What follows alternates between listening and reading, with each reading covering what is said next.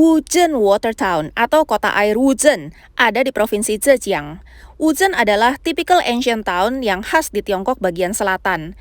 Jaraknya sekitar 80 km dari Hangzhou dan Suzhou dan 140 km dari Shanghai. Kita bergerak dari Shanghai melalui National Highway G318 yang menghubungkan Tiongkok dari timur ke barat, dari Shanghai ke Tibet hingga perbatasan dengan Nepal.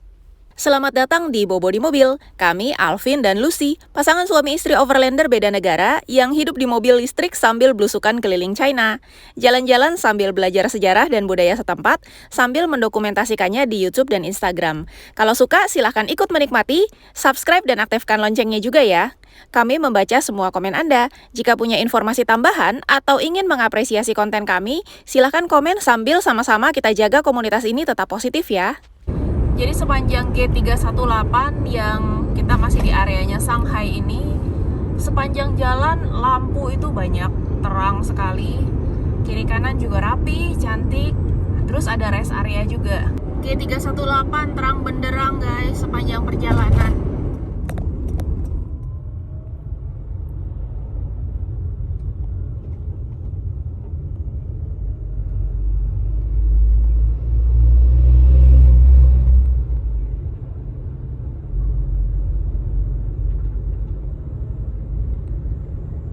Malam hari kami sampai di kota Wuzhen. Kota ini punya sejarah lebih dari 6.000 tahun dan selalu menjadi tanah yang subur dengan beras, ikan, dan sutra yang melimpah. Sungai yang bersilangan membagi kota air Wuzhen menjadi 4 bagian yang indah. Masing-masing disebut sebagai Tongcha, Nancha, Xicha, dan Peicha. Karena Nancha dan Peicha kurang berkembang, wisatawan seringkali lebih memilih untuk mengunjungi Tongcha dan Xicha. Tongcha mempertahankan tata letak dasar aslinya, sedangkan Xicha telah direkonstruksi untuk mereproduksi tampilan kuno kota air. Dibandingkan dengan Tongcha, Xicha lebih ramai dengan banyak toko. Ini theater night marketnya guys. Dan karena hari ini weekend, jadi ramai sekali. Hari Minggu nih.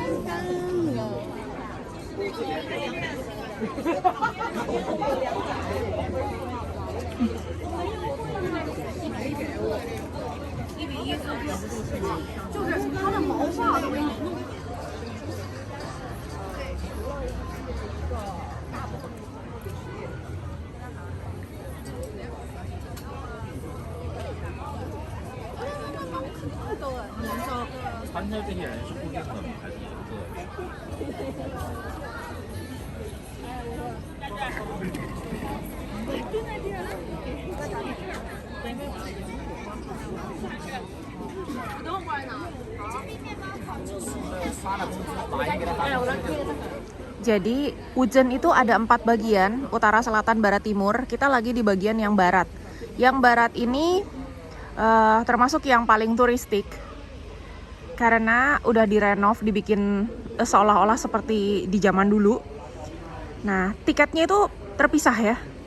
Biasanya yang barat ini orang-orang datang untuk mainnya malam hari karena lampu-lampunya cantik. Sedangkan yang timur itu orang mainnya di daytime, di pagi, siang, sore gitu. Nah, ini tiketnya harganya itu yang barat 150, yang timur 110 yuan. Dia cuma sampai jam 6 sore. Berarti cuma selagi masih terang aja ya. Kalau mau dua-duanya, Tung juga, Si juga 190 yuan. Itu udah mengcover dua-duanya. Udah bisa main dari pagi sampai malam deh. Pagi sampai sore di Tung atau di timur di East. Nanti udah mulai sore-sore malam gitu mainnya di sini di West. Itu 190 udah semuanya. 190 tuh 400.000 seorang. Ada hot water service, jadi bisa bawa termos, nanti bisa refill aja air panas dari sini. Sampai malam jam 9 lewat, ini resto-resto masih terang benderang, masih banyak juga yang makan. Lumayan rame tempat ini. Terus parkir juga nggak terlalu mahal sih, jadi setengah hari itu 5 renminbi, 11.000. Jadi seharian full 10 renminbi, 22.000. Semalam karena udah kemalaman, kita nggak masuk ke tempat wisatanya, jadi kita nginep di parkirannya. Dan pagi ini kita juga nggak langsung masuk ke taman wisatanya, tapi kita santai-santai dulu, masak-masak dulu, edit-edit video dulu, nanti sorean baru masuk ke Sica. Masih di taman, tunggu waktu, baru masuk Wujen Watertown ya. Siang. Hari ini Lucy sendiri, kita mau explore Wujen, the water town, kota air. Kenapa Koko Alvin gak ikut? Karena dia cek-cek di internet, terus ternyata looks-nya itu membuat doi kurang tertarik. Katanya, worthy gak sih? Kayak nggak terlalu worthy gitu. Jadi aku decide untuk masuk sendiri, dan ini memenuhi request dari subscriber Bobo di Mobil di Pontianak, Ci Natalia. Enjoy! Dan Wujen ini adalah salah satu dari 6 water town utama di China. Sebenarnya water town itu banyak banget. Waktu di Fosan juga kita udah sempat explore water town. Cuma ini konon kabarnya yang ranking satunya. Jadi ayo kita explore. Wujen ini sebenarnya terbagi jadi 4 bagian. Ada yang utara, selatan, barat, dan timur. Kita lagi ada di yang bagian barat. Bagian barat itu yang paling turistik, yang udah didandanin banget, paling cakep, juga tiketnya paling mahal. Nah, di sini kebiasaannya adalah kalau ada tempat-tempat cantik itu selalu ada sewaan baju-baju Hanfu, dan para wanita senang sekali untuk menyewa baju Hanfu supaya foto-fotonya lebih maksimal. Untuk beli tiketnya quite straightforward, dan beruntung karena hari ini hari biasa, hari Senin, jadinya nggak terlalu queuing. Tadi aku langsung ke itu tiket office, terus langsung beli satu tiket. Untuk yang west saja 150 renminbi, sekitar 330.000. Kalau seandainya mau sekalian ke timur, ini kan barat ya, ada yang timur juga, kalau mau borongan 190 renminbi, 400 ribuan. Oke, sekarang kita cari pintu masuknya.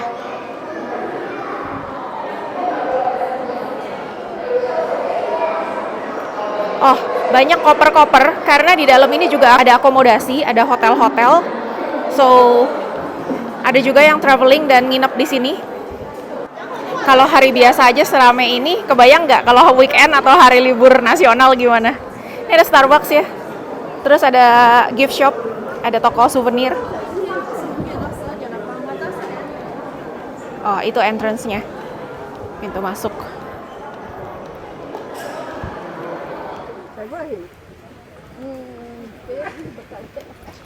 Banyak tour group, guys. Nah, kalau nggak mau jalan kaki, bisa juga kita naik. Mereka bilangnya itu ferry.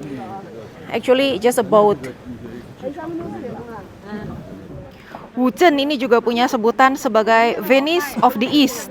Jadi Venice-nya timur.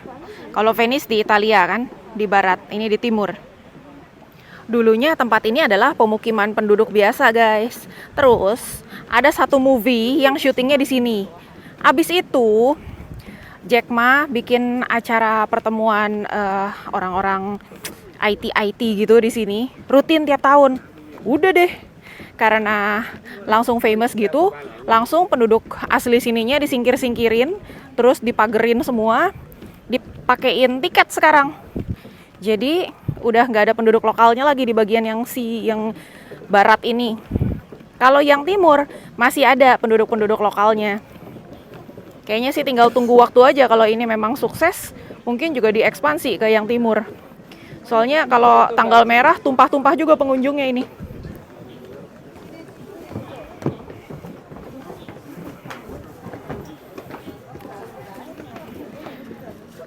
Kasihan juga sih, ini nggak ada yang mau ngalah, jadi dua-duanya mau foto.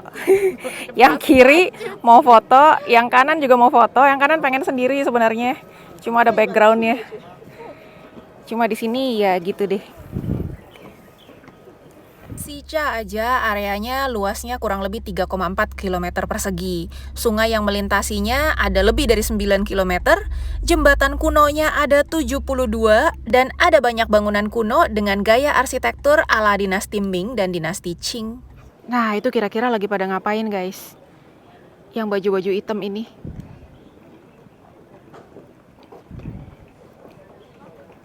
Latihan kayaknya ya, latihan teater gitu ya.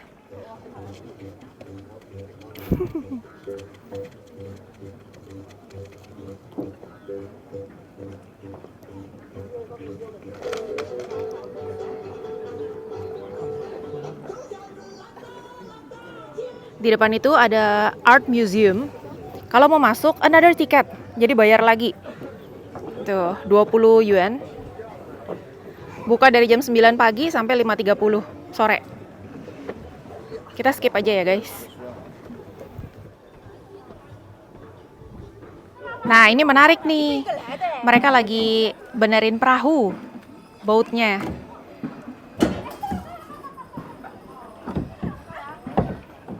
Kalau di Jakarta, kita bisa lihat tempat benerin pesawat ya di GMF.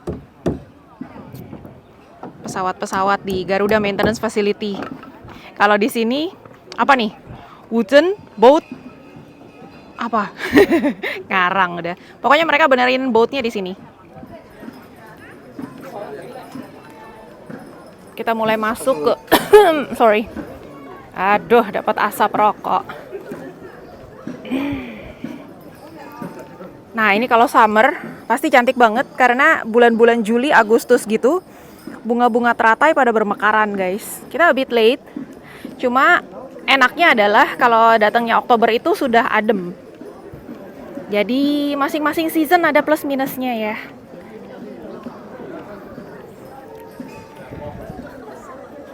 Nah, ini khasnya kota tua di China. Ancient town-nya dibikin kayak gini. Jadi kelihatannya zaman dulu memang jalan-jalan itu terbuat dari batu-batu seperti ini, segi-empat panjang. Juga jalan-jalan kayu seperti itu. Dan bangunan-bangunan rumahnya banyak dari kayu-kayu.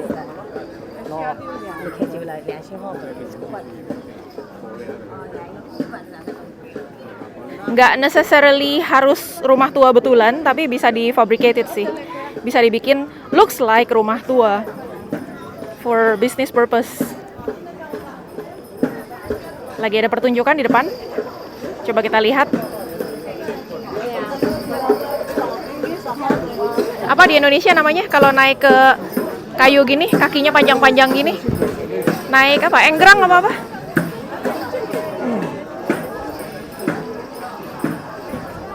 Lagunya agak serem sih, agak spooky. Ada piawian. Ada pertunjukan.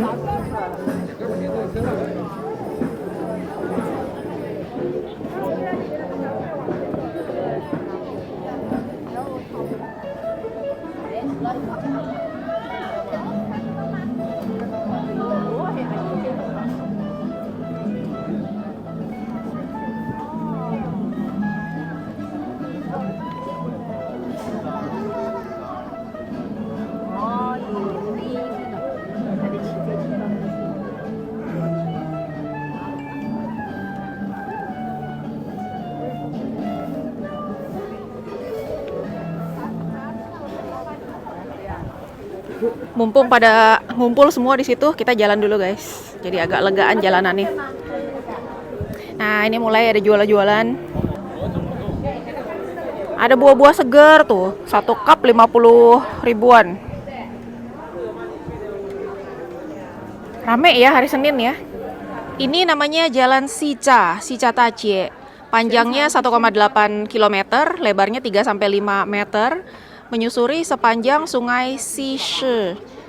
Terus nyebrangin Sica dari timur ke barat. Katanya di sepanjang jalan ini ada rumah-rumah penduduk dari 100 tahun lalu. Juga ada toko-toko dan pasar. Water town scenery is preserved well. Ya, kayak gini jalannya.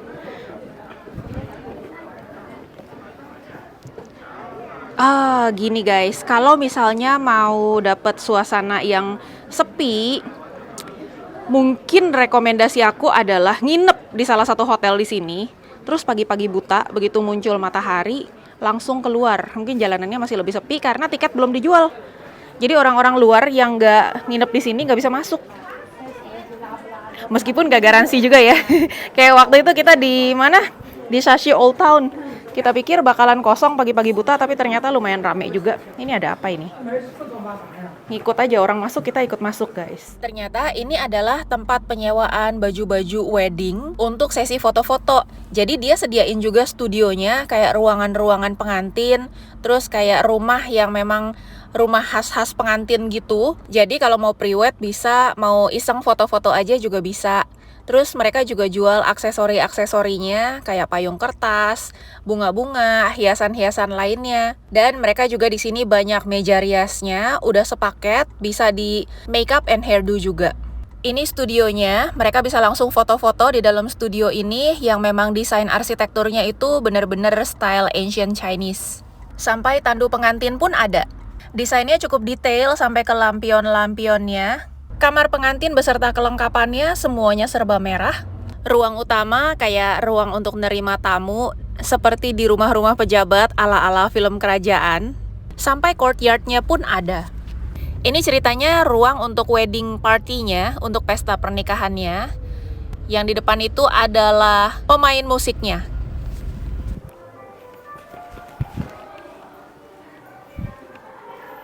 Wah, ini keren banget sih, rumah ini keren banget. Dan untungnya dia nggak charge lagi untuk tiket masuk.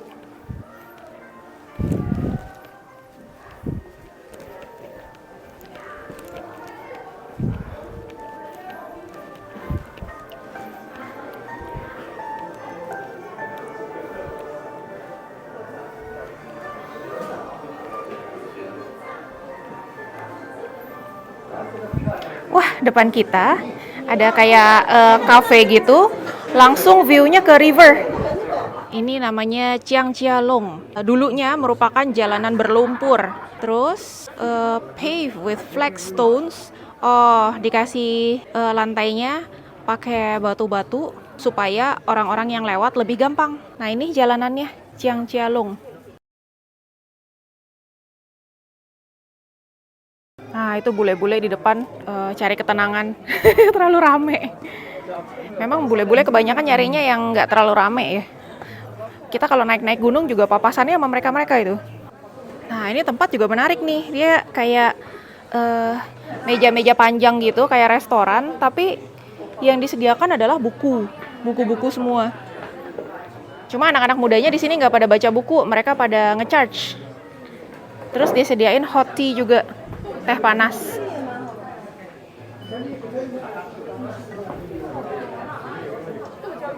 Free service. Oh, guys, ini gratis guys. Ada teh krisan, information, Q&A, phone charging, mother and baby rest, temporary storage. Jadi kalau capek jalan-jalan bisa istirahat di sini. Nih, rata-rata pada nge-charge saja di sini free. Ada colokan-colokannya. Bagus juga nih. Meskipun disediakan juga rental power bank. Jadi kalau seandainya nggak kebagian colokan, bisa rental power bank juga. Buduh, Coca-Colanya gede banget guys, kelihatan nggak tuh?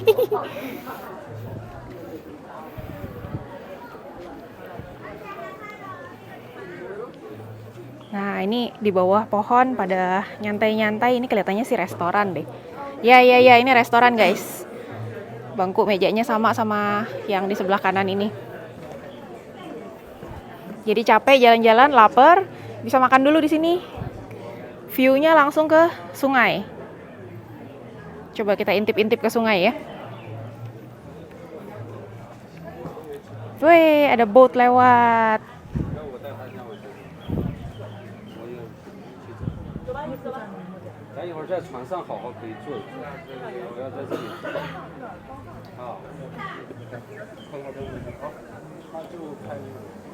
Tuh, bisa naik perahu sekeluarga. Yang tadi berdua aja.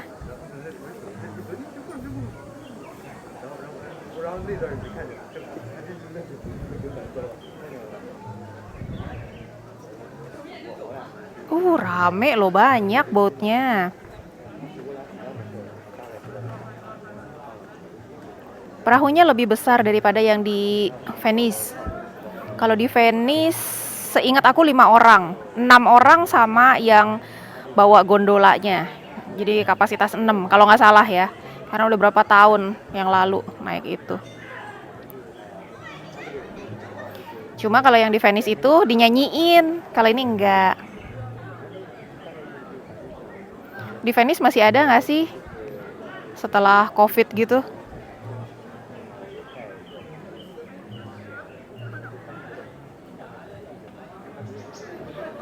Ya, beginilah situasinya ya, kurang lebih. Ayo.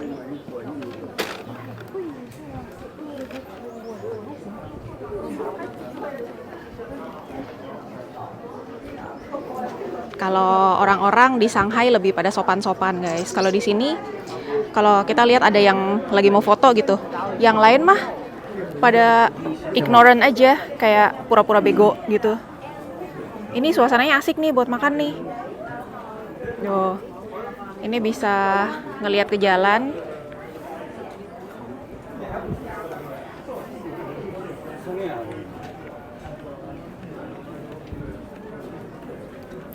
Jadi kalau kita jalan-jalan kayak ke Jepang gitu kan ya, ketika ada yang mau foto, biasanya mereka langsung tanpa diminta kayak minggir gitu, sebisa mereka nggak menghalangi.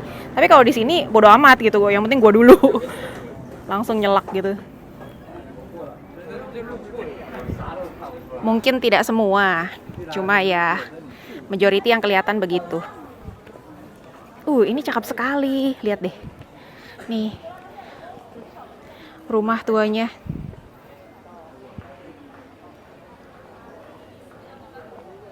Asri banget ya. Ijo-ijo semua, ada tanaman rambatnya. Ini ada keramaian di sini, mungkin ada piaoyan lagi, ada pertunjukan lagi.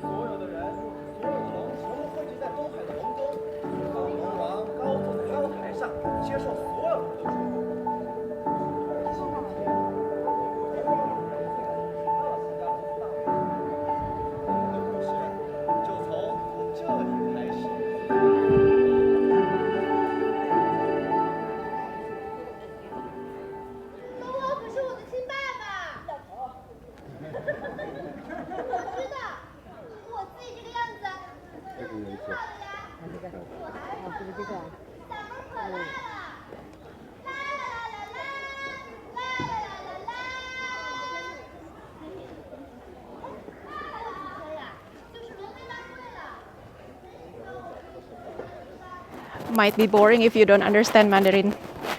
Jadi kalau ngerti Mandarin mungkin menarik, mungkin lucu atau buat anak-anak ya. Cuma kalau kita nggak ngerti bahasanya, udah. Kita lanjut lagi, kita lihat ada apa lagi di sini. Ada siapa di sini? Ini jangan dicontoh ya guys.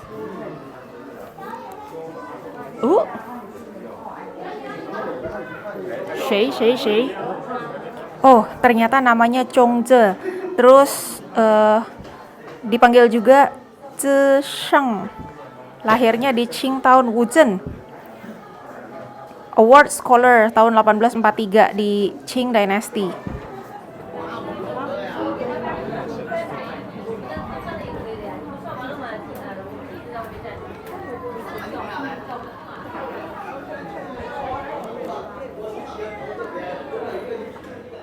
Toko ini sebenarnya salah satu yang menarik guys, karena dia kelihatan kayak workshop untuk bikin lanterns gitu, paper lanterns. Ini di atasnya ada banyak lampion-lampion. Kelihatannya bisa belajar di sana karena ada bahan-bahannya, bisa ada kelas gitu. Nah, cuma justru kosong di sini. Nah, ini ada lantern besar juga.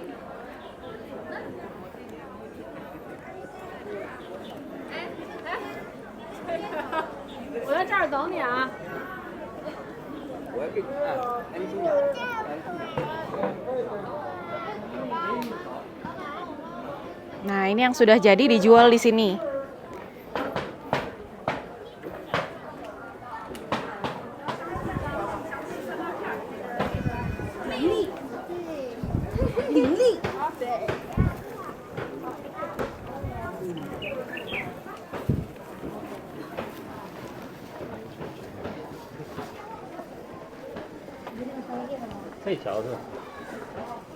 Dari atas jembatan kita bisa melihat model-model bangunannya lebih jelas.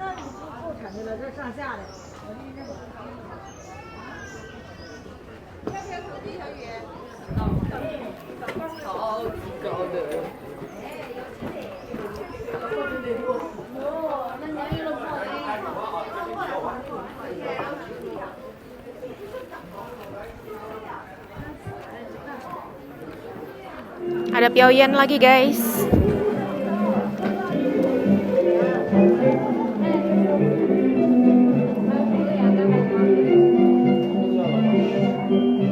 Jadi Wuzhen art is about theater ya. Pertunjukannya theatrical semua. Indonesia juga punya teater loh. Siapa yang dulu suka nonton teater koma? Nah, aku termasuk salah satu yang suka sekali teater koma.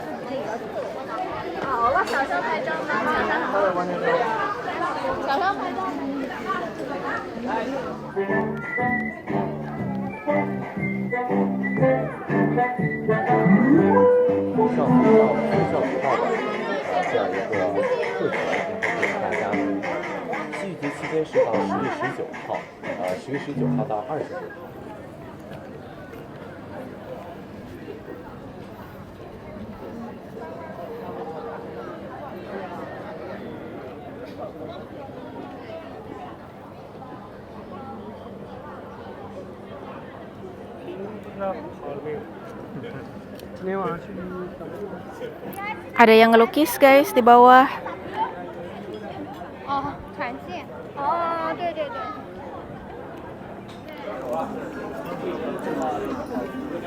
Oh, pasta looks good. Somebody looks overtired.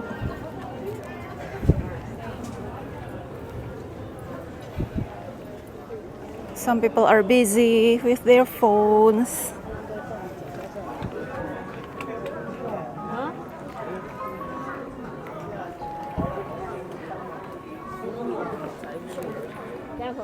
Jadi kesimpulannya selera masing-masing ya guys. Kalau aku dengan tiket 150 renminbi, menurut aku overpriced, nggak terlalu worthy. Banyak tempat di China bisa ngeliat tempat yang indah-indah, nggak harus banget masuk ke sini.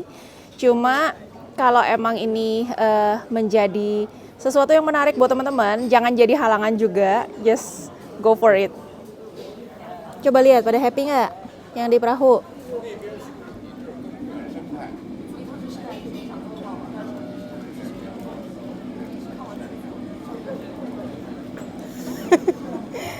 Gimana ini udah naik perahu mahal-mahal nggak ada yang kelihatan happy mukanya.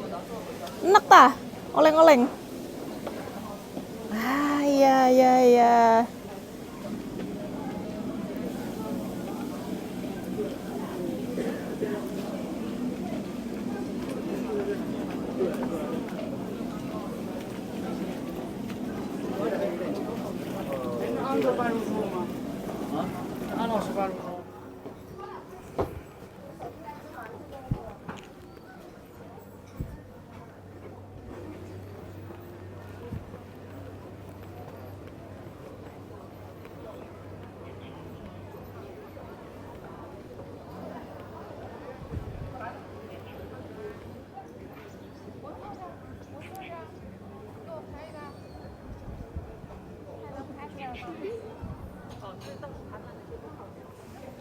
Now I think I'm lost.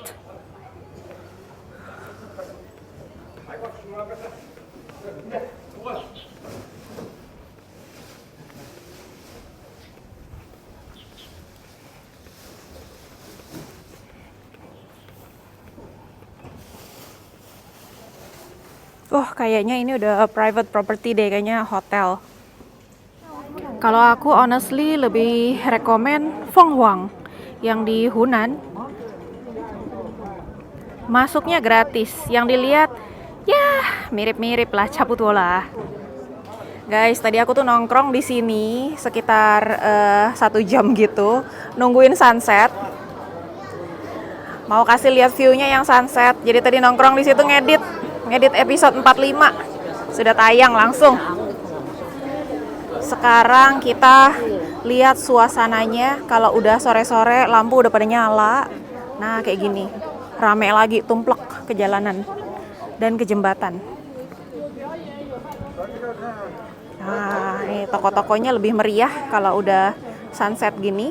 Terus ke sungainya juga lebih cantik karena lampu-lampu udah pada nyala.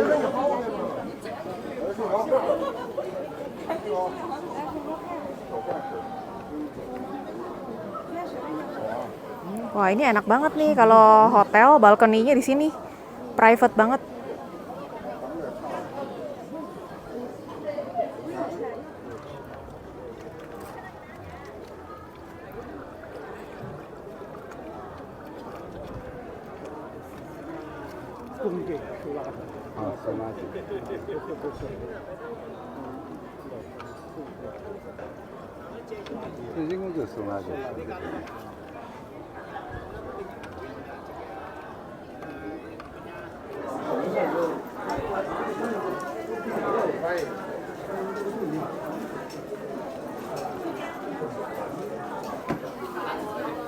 Wah, dagangan ada yang rame ini.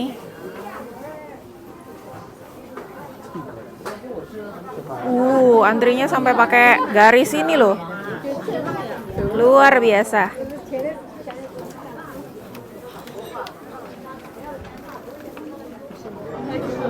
Semakin malam suasananya semakin benderang lampu-lampunya, dan orang juga semakin ramai karena mereka mungkin lapar ya cari makan malam. Ini restonya. Penuh restonya, euy. Tuh. Ada juga yang nongkrong-nongkrong aja di tangga-tangga gini.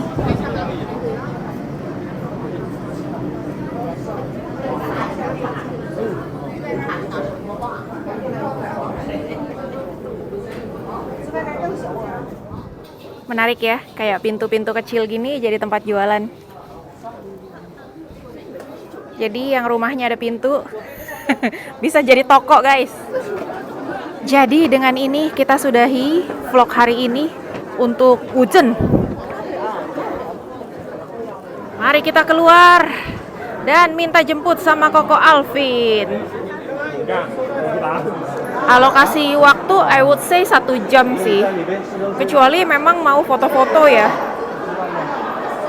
1 jam udah, view-nya gitu-gitu aja sih. Mirip-mirip gang-gang begitu.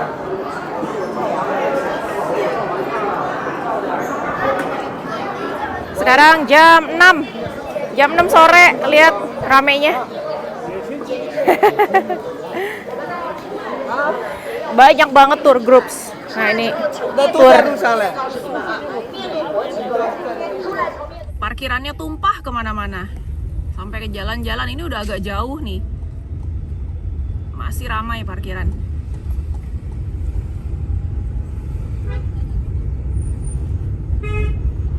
Balik dari Watertown, kita mau makan malam, abis itu lanjut perjalanan ke Hangzhou. Yang udah pernah ke Wuzhen dan udah pernah ke Hangzhou, sharing-sharing ya di komen. Sampai jumpa di video berikutnya dari Hangzhou. Bye-bye!